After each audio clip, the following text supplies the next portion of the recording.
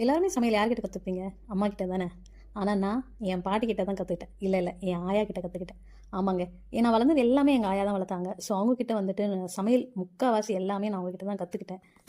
எப்போல்லாம் நான் இந்த ஐட்டம் செய்கிறனோ எப்போவுமே எனக்கு ஞாபகம் வர ஒரே ஆள் எங்கள் ஆயா மட்டும்தான். ஸோ என்ன ரெசிபின்னு பார்த்துடலாமா வாங்க. இதை வந்துட்டு நீங்கள் மார்னிங் பிரேக்ஃபாஸ்ட்டாகவும் செஞ்சுக்கலாம், இல்லை ஈவினிங் வந்து குழந்தைங்களுக்கு ஸ்நாக்ஸ் மாதிரியும் கண்டிப்பாக கொடுக்கலாம். ரொம்ப ஈஸி. ஜஸ்ட் ராகி மாவை வந்துட்டு உங்களுக்கு தேவையான அளவு வந்து லைட்டாக ஃப்ரை பண்ணிக்கோங்க. ரொம்ப வேண்டாம், கொஞ்சம் மீடியமாக ஃப்ரை பண்ணிவிட்டு அந்த மாவு கொஞ்சம் சூடு ஆறுனதுக்கப்புறமா காஞ்ச மிளகாய், குட்டியாக சாப் பண்ண ஆனியன், ஒரு கைப்பிடி ஃபுல்லாக முருங்கைக்கீரை, தேவையான அளவு உப்பு, இது எல்லாமே ஃபஸ்ட்டு நல்லா மிக்ஸ் பண்ணிக்கோங்க. மிக்ஸ் பண்ணிவிட்டு அப்புறமா நார்மல் வாட்டர் இல்லைனா கொஞ்சம் வார்ம் வாட்டரில் கூட நீங்கள் வந்து கொஞ்சம் கொஞ்சமாக தண்ணி ஆட் பண்ணிவிட்டு ஒரு சப்பாத்தி மாவு அளவுக்கு நம்ம பிசைஞ்சு வச்சுக்கலாம். தோசைக்கல் நல்லா சூடானதுக்கப்புறமா நீங்கள் எண்ணெய் ஊற்றிக்கலாம், இல்லை எண்ணெய் ஊற்றாமல் கூட இதை செய்யலாம். ஏன்னா எண்ணெய் ஊற்றிட்டு நீங்கள் அந்த மாவு போடும்போது எண்ணெய் தெரிக்குமோன்ற பயம் இருந்துச்சுன்னா நீங்கள் எண்ணெய் ஊற்ற வேண்டாம். வெறும் கல்லிலே கூட நீங்கள் அந்த மாவை வந்துட்டு நீங்கள் அழகாக தட்டிக்கலாம்.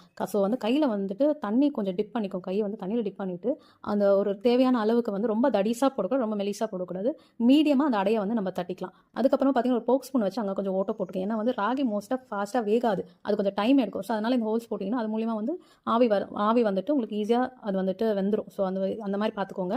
ஸோ 2 பக்கமும் திருப்பி போட்டுட்டு தேவையான அளவு எண்ணெயோ இல்லை நெய்யோ உங்களுக்கு எப்படி தேவையோ அந்த மாதிரி போட்டுட்டு அடையை நல்லா எடுத்துட்டிங்க. நல்ல ஒரு பிரேக்ஃபாஸ்ட் குழந்தைங்களுக்கு கொடுக்க ரொம்ப ஹெல்த்தியான ஒரு ரெசிபி இது.